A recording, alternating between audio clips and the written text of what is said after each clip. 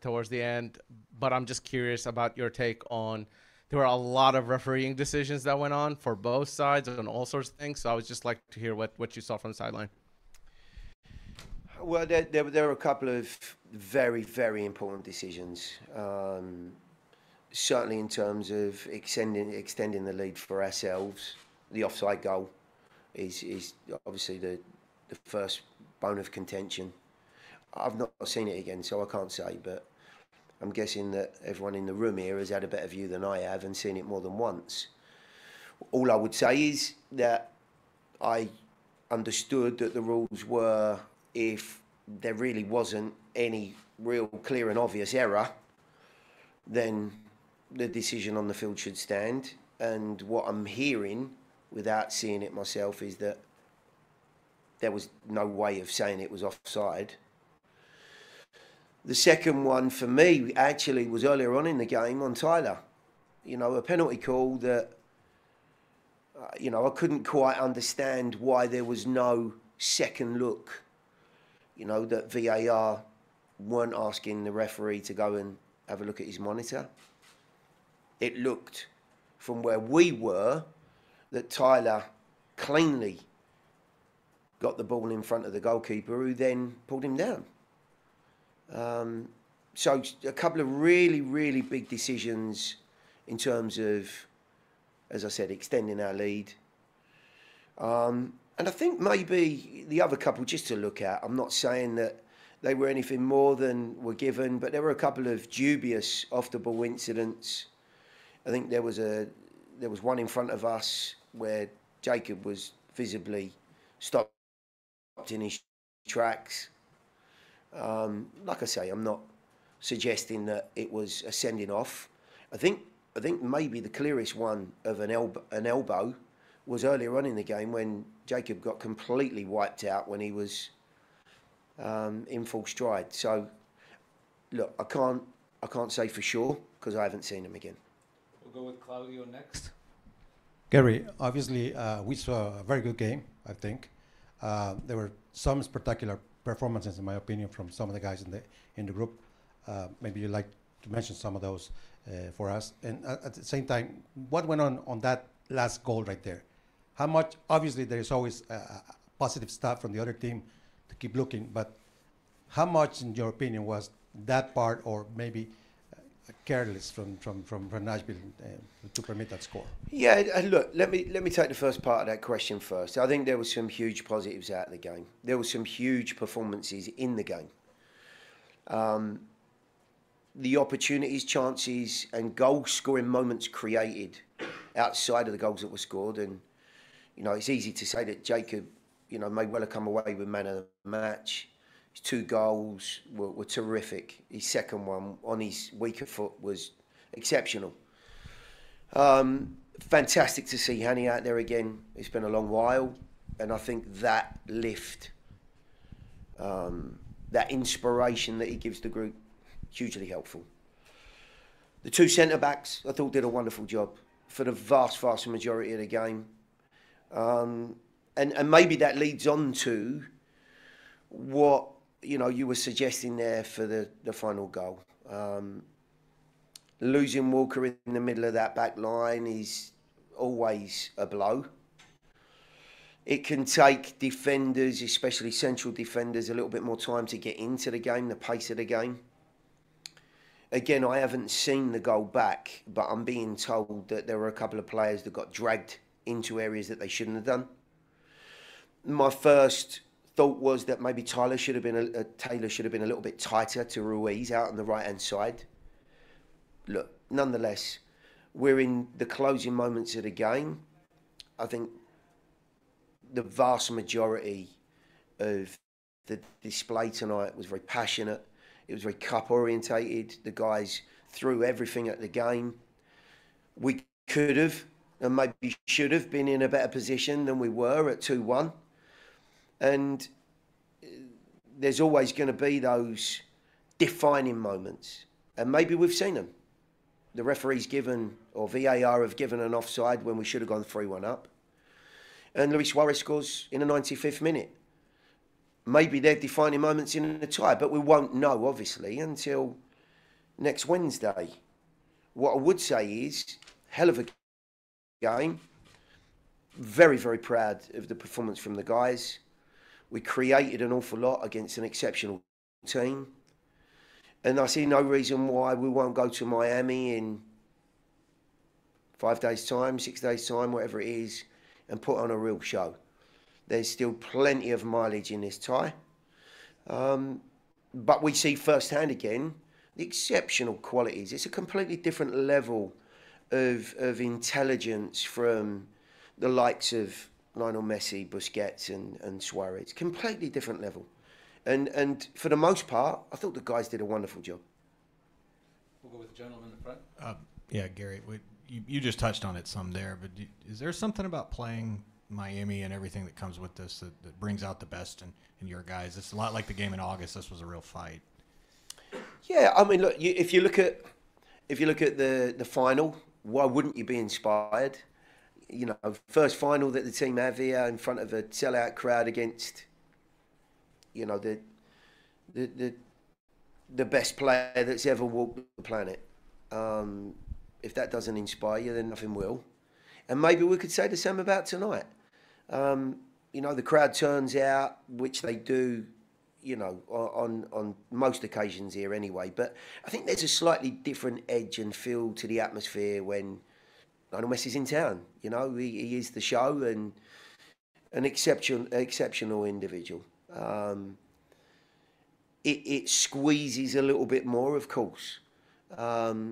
It's not always easy to get to those heights. And, you know, on these one-off occasions in such a prestigious tournament, the guys, I think, have left everything out there. No two ways about it. Real quick, let me... you spoke of atmosphere. I just want to correct the attendance tonight was 31,109 here at Kids Park tonight. 30,109. 30,100. Sorry, I also got the wrong number again. Hey, I'm good with 1,000 more. Yeah. Gary, I know you've talked a lot about Tyler just over the last couple of weeks, but tonight, I mean, playing it would look like as the 9 for a lot of the match. Just what did you make of his performance and what he was able to do? Isolated a lot. Yeah, I wanted to try and get Hanny and Tyler together. Understandably so. It's been a little while since we saw those guys out in the Dominican.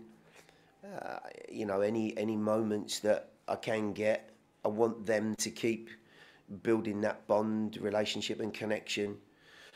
And it wasn't easy. You know, I thought Miami did a really good job of stepping a little bit higher. You know, almost man for man on occasions. But within that, there's risk. And the risk was that we scored early on, and we created 2 or 3 other really good moments that, you know, in ties like this, where you know that Miami have got the quality to create. We've been given 4 or 5 moments tonight and scored 2. And on most occasions, you say, okay, that's good enough. But it's not against these. You know, you've got to turn that into 3, maybe even 4, because you know that they're more than capable of turning the screw.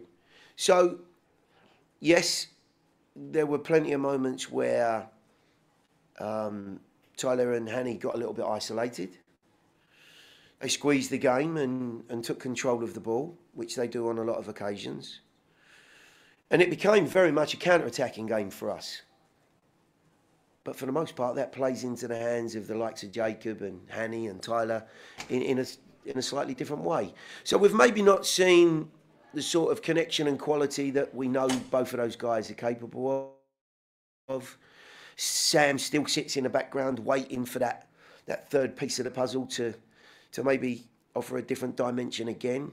I thought both of the guys did a really good job tonight. Not easy against the back 3 good central defenders. I thought our 3 predominantly attacking players in Jacob, Hanny and Tyler did a wonderful job, and they've created some good moments tonight. Over here to the left. Gary, you know, speaking on Jacob Schaffelberg's performance, the last 2 games, if my memory serves me correct, 5 points in the last 2 games, 3 goals and 2 assists. Can you touch a little bit more on Jacob? Is the confidence there? Has he finally gotten through that just brick wall of just like getting over the hump, I guess is the best way I'm trying to put it? Well, we're looking at consistency now, right? What we know is that he has a tremendous amount of talent. And he's a frightening individual. Not scary, as you might see some players, you know, they're physically scary. Jacob's a million miles from that, actually. But he's scary in, you know, and frightening in the way that he attacks the game with his pace and his direct nature. And tonight, we saw the very best of him. He was given space to run into, opportunity to run at players. He not only scored 2 goals and took them fantastically well, he also created 1 or 2 other really good moments. And, you know, tonight, he was certainly the pick of our attacking players. We're now looking for that push and, you know, consistent level of play. And each game presents a different challenge. Tonight, they played a very high line. The early goal, I think, maybe played into that a little bit more. But when we find ourselves maybe in the ascendancy and higher up the field, then there's a different world that he's got to try and navigate. So, you know, in the position that he's in at the moment, it's a great spot. I'm sure he's ultra confident. He's feeling top of the world. And, you know, long may that continue, because we might well need that again next Wednesday. We'll conclude with the gentleman here in the front.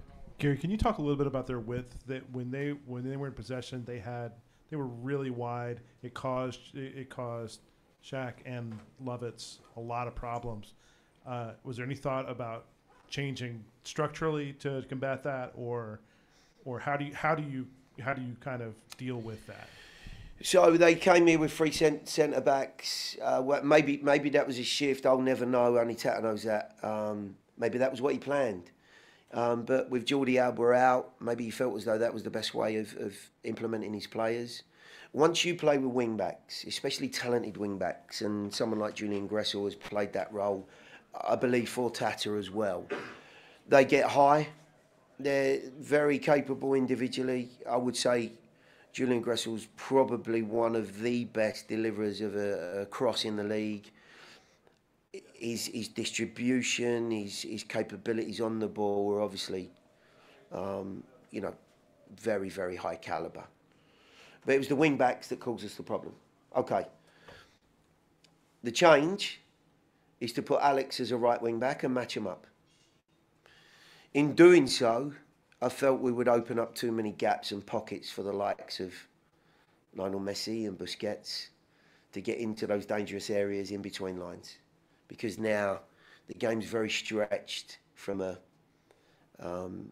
you know, from a touchline to touchline point of view. So I left the guys in positions that I felt they could be most confident, achieve the most at home going forward. And I don't think I was wrong in that aspect, because we made some good opportunities. But you're absolutely right.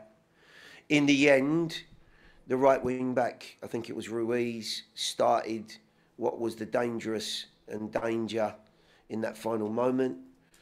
I think I mentioned over here somewhere, I felt as though Taylor should have got a tad tighter. He was on the field for not long, fresh, and maybe could have got a yard or 2 closer to the boy, who is by nature a central midfield player. He's not a wing back. That gave them some traction and dragged 1 or 2 players possibly out of areas that in the end were the difference. But I genuinely thought, for the most part, we did a wonderful job of condensing the central part of the field, making life difficult, absorbing some pressure, and I thought the start of both halves were electric. You know, we were the better team for 15, 20 minutes of both halves, and they got into the game, took control of the ball, and finished both halves probably the stronger.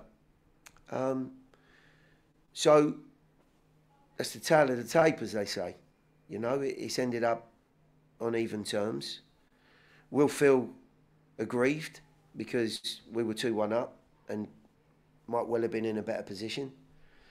I'm sure they feel great that they've scored 2 away goals, but I think the tide's on a knife edge. I think there's an opportunity here. We have some tools and some players that I don't think they like very much and affects them. Make no mistake, they have plenty too. That concludes tonight.